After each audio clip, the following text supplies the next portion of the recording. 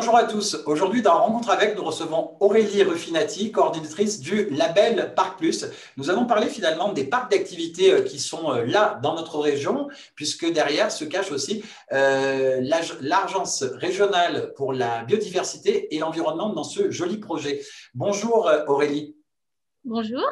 Alors, coordinatrice du label Parc Plus, qu'est-ce que ce label Parc Plus? Donc, le label Parc Plus, c'est un label qui récompense donc les parcs d'activités qui s'inscrivent dans des démarches de qualité et de performance. Voilà. Quand on parle de qualité et performance, c'est au sens environnemental, mais aussi peut-être RSE, les liens humains et que l'on crée au sein de ces zones? Tout à fait. C'est à la fois pour répondre en fait aux enjeux de demain, de questions de sobriété foncière, de performance énergétique, performance environnementale, tout ce qui est adaptation en fait au changement climatique, mais également le bien-être des entreprises, des salariés, donc tout ce qui est les services, la mobilité, toutes ces questions-là. Et c'est pour ça que l'ARB est derrière, l'Agence régionale pour la biodiversité et l'environnement, parce que c'est un des axes de projet que vous avez à mener pour faire évoluer aussi cette idée de biodiversité et d'environnement. Oui, l'Agence régionale pour la biodiversité et l'environnement. Donc, en fait, on est une structure publique et on a pour rôle d'accompagner donc les territoires. Derrière nos territoires, c'est à la fois les collectivités, les intercommunalités, donc les métropoles, mais également donc les zones d'activité sur la préservation de la biodiversité, également tout ce qui est prise en compte de la transition écologique. Justement, en décembre dernier, il y a plusieurs entreprises ou plusieurs parcs qui ont obtenu ce label Parc Plus, un label qui va être obtenu pour 3 ans. Vous avez déjà 26 parcs dans la région PACA qui ont obtenu ce label et vous avez récompensé plutôt dans différentes thématiques, notamment une thématique forte en environnement. Donc effectivement, le label, il prend à la fois en compte les questions d'aménagement, d'environnement. Dans la catégorie vraiment environnement, on peut citer par exemple le parc logistique des Briguières, qui est vraiment un parc exemplaire pour le côté donc environnemental et énergétique. C'est un parc Là, qui on est est aux Arcs-sur-Argence. bon, exactement, excusez-moi, effectivement, donc aux Arcs sur Argent, dans le Var, donc un parc du groupe Barjane et de la communauté d'agglomération qui vraiment a pris en compte ces enjeux-là dans la création de ce parc-là. Ils sont certifiés ISO 14001, ils ont des centrales photovoltaïques en toiture, ils ont tout une approche biodiversité avec aussi sensibilisation des jeunes publics aux enjeux de la biodiversité. Voilà. C'est-à-dire que Donc, vous avez remarqué tous ces éléments-là. Là, c'est pour le côté environnement. Il y en a d'autres aussi qui ont été remarqués pour le côté environnemental cette année. oui, sur le côté environnemental, on a aussi le parc, par exemple, de Capitou à Fréjus et d'Epsilon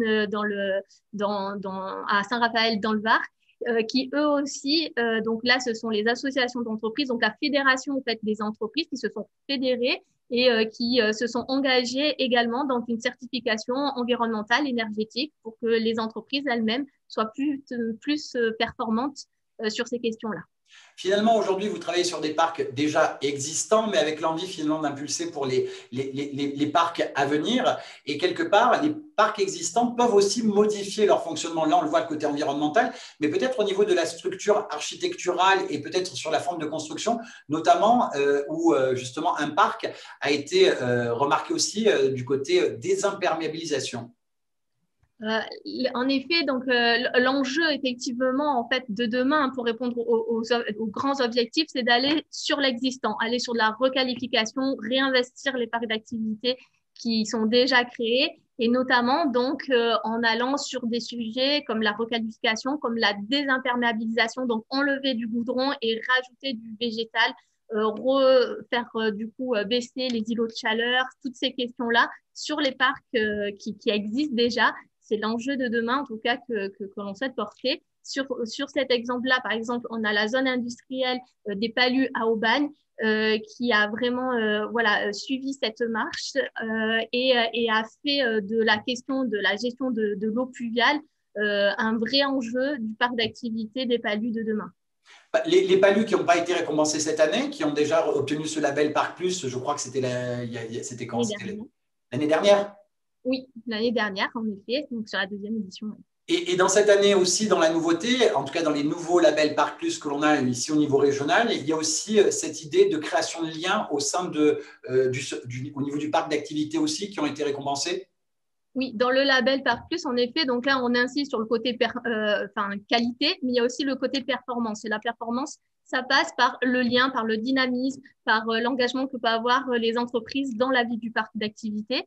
Que ça soit donc pour les liens entre eux, hein, pour améliorer leur modèle économique, voilà, etc. Mais également donc tout ce qui est le lien vers les employés avec les services, que ça soit des crèches, voilà, de la restauration, tous ces La services, Poste, la Poste, par exemple, la Poste, hein, qu'on a pu voir notamment hein, sur la zone, sur le parc d'activité de Capitou à Fréjus.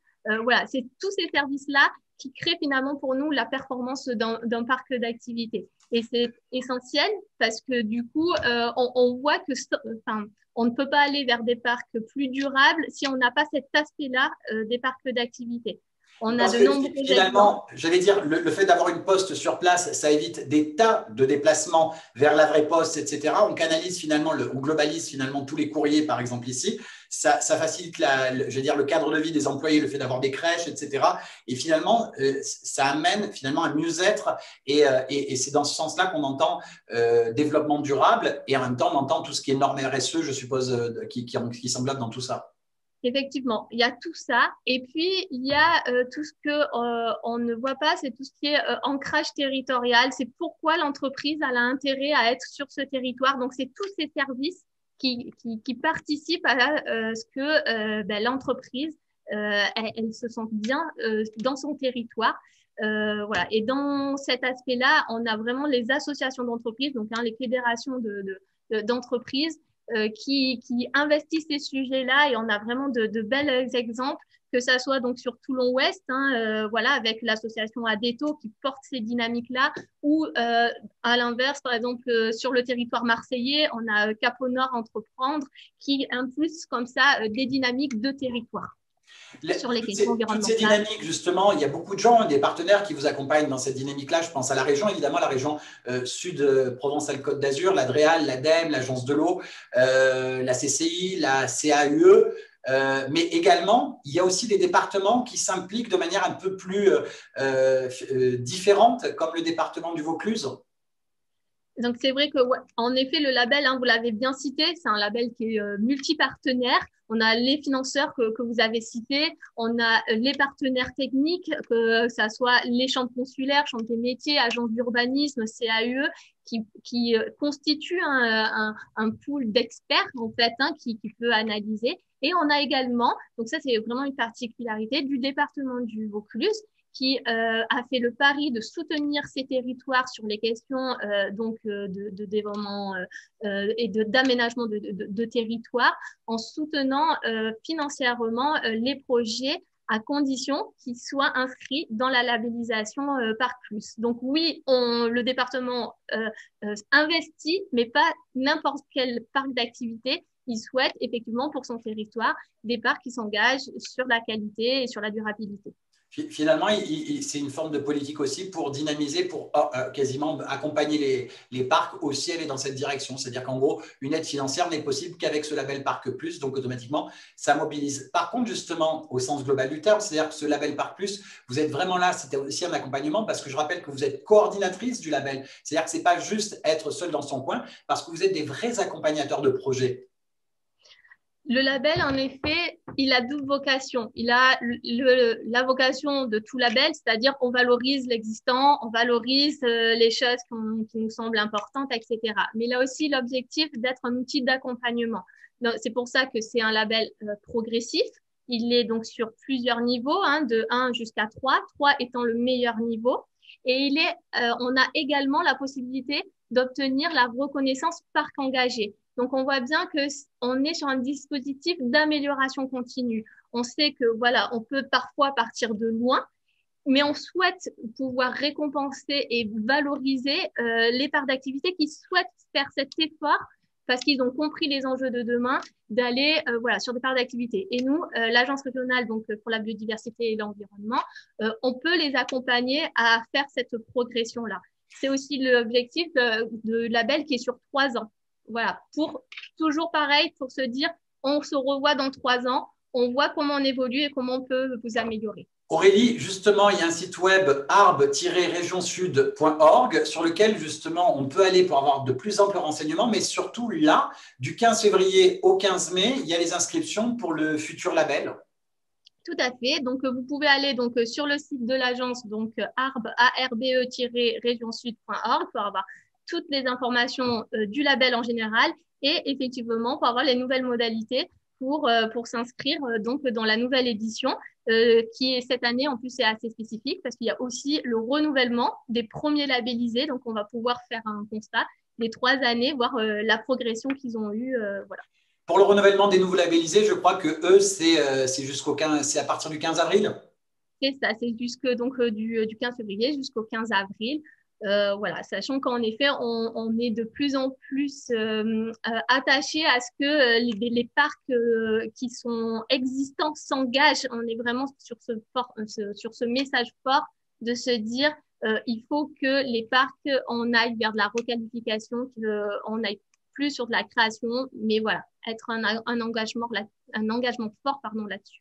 Et juste un dernier petit point, parce que finalement là, tous les parcs sont plutôt récompensés, mais finalement demain, des parcs qui pour l'instant n'ont pas encore de label Parc Plus dans ce domaine-là, c'est vraiment sur le foncier que vous avez envie d'aller, c'est-à-dire cette idée d'avoir une impact foncière moins prégnante. Oui, la sobriété foncière, hein, et d'ailleurs, il y a eu notamment une communication multipartenariale là-dessus. C'est des enjeux de demain, c'est les enjeux régionaux hein, via le SRADET, c'est des enjeux au niveau national, hein, il y a le zéro artificialisation nette. Donc, on voit c'est les préoccupations de demain et de toute façon, on est sur un territoire où la pression foncière est telle qu'on ne pourra pas faire autrement que réinvestir les parcs existants. Et donc, nous, on est vraiment là pour les accompagner sur ce renouveau, en fait, comment on fait, quoi. Et justement, là, tout à l'heure, on citait le parc de la Palue à Aubagne, qui, eux, travaillaient sur la désimperméabilisation. C'est notamment des objectifs comme ça, c'est-à-dire penser remplacer le goudron peut-être par des zones différentes, etc. C'est ce genre d'initiative vers ce côté foncier sur lequel vous voulez aller. Je rappelle votre site web, arb-regionsud.org, arb-regionsud.org, pour trouver toutes les informations sur ce label Parc Plus et en savoir peut-être un peu plus sur l'Agence régionale pour la biodiversité et l'environnement. Merci beaucoup Aurélie Rufinati. Merci à vous. Merci, au revoir et merci à Au tous. revoir. Merci, au revoir.